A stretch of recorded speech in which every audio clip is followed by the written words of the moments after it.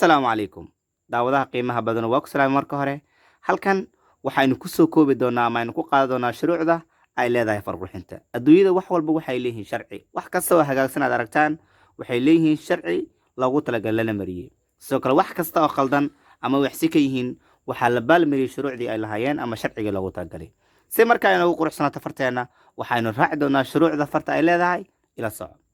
shuruucda farqurxinta waxaan kusoo koobi doonaa ama aynu soo qaadanaa 26 xaraf ee ABC da ama Ingiriiska ah 26 xaraf waxaan soo qaadanaynaa iyaga ayaa ah xarfaha dhameystiran ee san waxba ka khaldanayn 26 xaraf ayaan waxaan u qeybin doonaa oo kaliya 3 qaybood 26 xaraf ayaan waxaan u qeybin doonaa 3 qaybood qaybta koobaad waxaanu ku magacaabi doonaa madaxley taasoo macnaheedu tahay xarfaha mar walba kor u baxa ama sadarka kor u taga waxaan leenahay waxaa loo yaqaanaa xarfahaas madaxley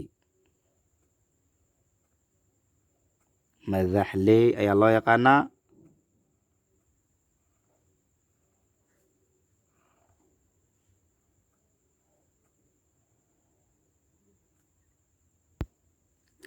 waaya madaxley baynu qornay oo macnaheedu tahay xarfaha mar walba kor u baxa ee sadarka kor u taga buuggan aynu soo qaadanay waa 4 sadar buu ka kooban yahay oo ah 1 2 3 4 afartaas sadar waxaa macnaheeda u dhigantaa ama ay tahay in xarfana ay kor aadi doonaan xarfana ay hoos aadi doonaan xarfana ay dhexda ku socon doonaan tusaale ahaan xarfaha kor tagay waxay tegi doonaan sadarkan kore ee idin muuqda ee guduudka ah xarfaha hoos imaanaya waxay imaan doonaan sadarkan hoose isagana guduudka ah labada sadar ee dhexana waxaa iska leh xarfaha ubucleyda ah inkastoo ay mari doonaan xarf walba oo ah ama madaxley ama lugley labadaas sadar waa lagama maarmaan ama xarafka ha noqdo madaxley ama ha noqdo lugley ama ha noqdo ubucley mar walba waa inuu maraa qasab laakiin waxay kala tahay xarfo maraya oo kasii gudbaya iyo xarfo maraya oo aan kasii gudbaynin oo iyaga ku ekaan doona tusaale ahaan marka hadda xarfaha madaxleyda ah way ka gudbi doonaan waxayna ka bilaaban doonaan labadaas sadar waxaa ugu horreeya xarfaha madaxleyda xarafka ugu horreeya waa xarafka b oo ah madaxley maadaama uu madaxley waxaan ku sameeyaa sadarka kore kadib waxaan dhihi doonaa sidaas soo wareeji soo keen waa b waxay ka tirsantahay xarfaha madaxleyda waxaa kaloo ka xiga xarafka d isana wuxuu ka tirsan yahay xarfaha madaxleyda wuxuu leeyahay kor buu tegi doonaa sidoo kale waxaa ka mid ah xarafka f isagana waa xarfaha madaxleyda ah oo mar walba kor taga waxaa kaloo ka mid ah xarafka loo yaqaano h isana waa xarafka madaxleyda ah ee mar walba kor taga waxaa kaloo ka mid ah xarafka loo yaqaano k isna waa madaxley wuxuu leeyahay sharcigiisa sadarka kore waxaa kaloo ka mid ah xarafka l waxaa kaloo ka mid ah xarafka loo yaqaano t toddobada xaraf waxaa loo yaqaanaa madaxley taasoo macnaheedu tahay waxay tagaan mar walba sadarka kore ee idin muuqda guduudka ah labadan sadarne mar walba waa beyskoodii waaya sharciga koowaad ayuu ahaa kaa waana madaxley sharciga labaad aan soo qaadano ee ah xarfaha ama shuruucda farqurxinta waxaa loo yaqaanaa lugley maadaama tan ay madax leedahay tanna waxay leedahay lugo cagsi bay isku yihiin waxaan loo yaqaanaa lugley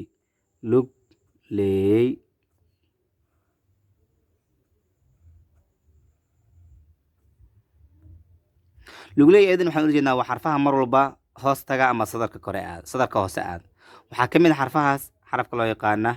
g isna wuxuu u qormaa sidan wuxuuna tagaa sadarka hoose ee guduudka maadaama ay ku tirsan yahay bahda reer lugley waxaa kaloo ka mid ah xarafka loo yaqaana j isagana wuxuu aadi doonaa sadarka hoose maadaama uu yahay reer lugley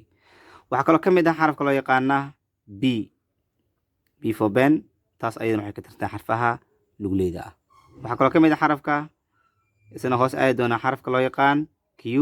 ama qa hadda saa u taqaan waxaa kaloo ka mid ah xarafka loo yaqaana y iyaguna waa 5 xaraf 5ta xaraf waxaa loo yaqaanaa bahda reer lugley taasoo macnaheedu tahay xarfaha hoos soo aada ama sadarka hoos soo baxa sharciga saddexaad aynu soo qaadano intaynaan soo qaadanin madaxley waxaan kusoo sheegnay inay ahayd 7 lugleyna waxaan ku sheegnay inay ahayd 5 haddaba haddii lagu daro 7 maxaan leenahay maxay noqonaysaa tiradaasi waa 12 ogaada daawado 12 xaraf oo ka mid ah xarfihii waad haysataa haddaba waad og tahay meesha ay ka tirsan yihiin haddii laga jara 26 haddii laga jara 12 waxaa soo haraya 14 xaraf 14 ka xaraf ee soo hartay waa isku makhraj hal meel bay iskala soo baxaan waana sharciga saddexaad waxaan loo yaqaanaa ubucley baa loo yaqaanaa ubucley taasoo macnaheedu tahay xarfaha mar walba dhexda ku jira ee sadarka ayna ka gudbin. ubucley baa loo yaqaanaa af Soomaali ahaan. waayahay iyaguna waxay leeyihiin labada sadar ee dhexda ah mar walba kama gudbi doonaan insha allah. waxaan leenahay sidaa marka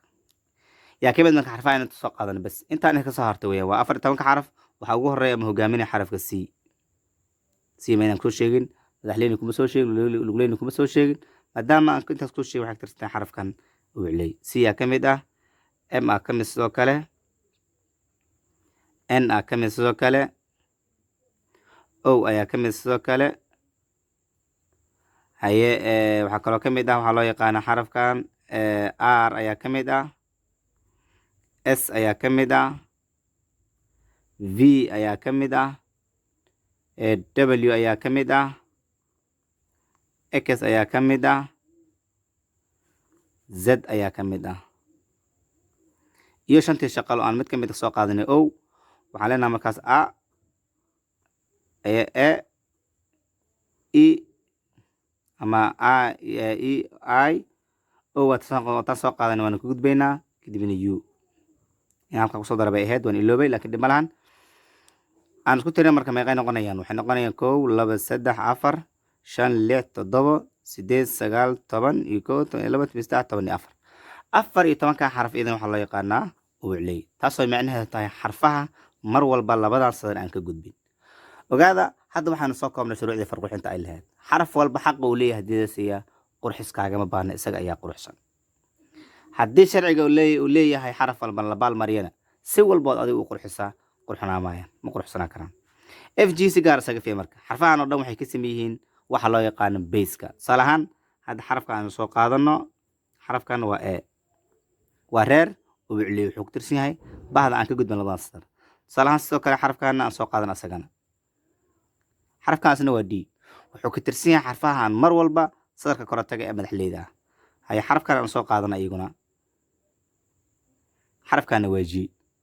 saddexda xaraf hadda aan qoray waxay ka kala tirsan yihiin ama ay kala matalayaan 3 bah oo kala duwan.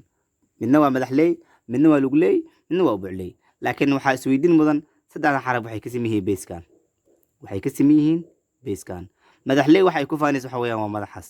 lugleyna waxay ku faanaysaa waxa weeyaan waa lugtaas. laakiin inta kale maxay iskala sameyn yihiin baska iskala sameyn yihiin. aad baad u mahadsantihiin. sharcigan haddii aad ka heshay beydka la soco insha allahu tacaala taxanaha casharadan soo geli doona. sidoo kale noo laagaray muuqaalkan si u gaar saaxiib badan oo daneynaysa insha allahu tacaala. haddii aad u baahan tahay inaad barato farqixintana si online ah waxaad kala soo xiriirtaa beydka lambarka ku qoran. haddii aad imaan karta xarunteena muqdishona waxay ku taallaa isgoyska baalaw degmada Holwadaag. maalmaha khamiis iyo jimcaha waan shaqeynaa, maalmaha caadigana waan shaqeynaa. aad baad u maastaa haddii aad gobolada ku sugan tahay ama waddanka dibadiisana si online baad kaga faa'iidaysan kartaa. mahadsanid waa macalin amiir oo mar walba soo gudbiya farqixinta iyo shuruucdeeda. jazaak allah khayr.